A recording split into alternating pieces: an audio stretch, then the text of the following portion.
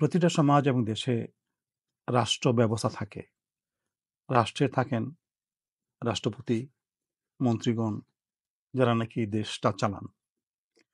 তো রাসূল সাল্লাল্লাহু আলাইহি ওয়াসাল্লাম একটা পূর্ণাঙ্গ জীবনী ব্যবস্থা দিয়েছেন যার ভিত্তি হলো কোরআন এবং সেখানে মানব জীবনের সব দিক সম্পর্কে আদর্শ রয়েছে। রাষ্ট্র ব্যবস্থা সম্পর্কে আদর্শ রয়েছে। যারা ক্ষমতাসীন হবেন তারা ন্যায়ের আচরণ করবেন।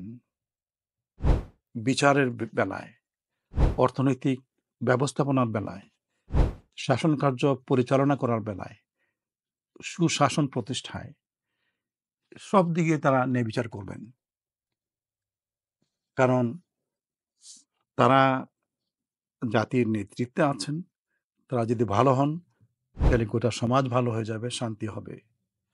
আর যদি তারা খারাপ হন, তাহলে গোটা সমাজে অশান্তি বিরাজ করবে। এ ব্যাপারে একটা হাদিসের ছোট্ট অংশ আমি পাঠ করছি।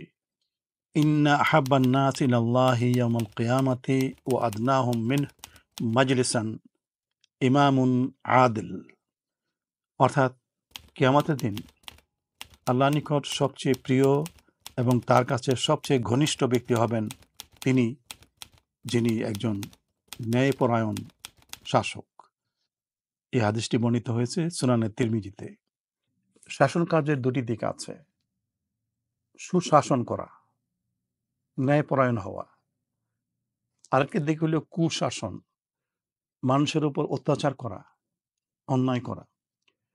এই কুশাসন অন্যায়ের বিরুদ্ধে রাসূল সাল্লাল্লাহু আলাইহি ওয়াসাল্লাম অনেক কথা বলেছেন। সেটা আজকের বিষয় নয়।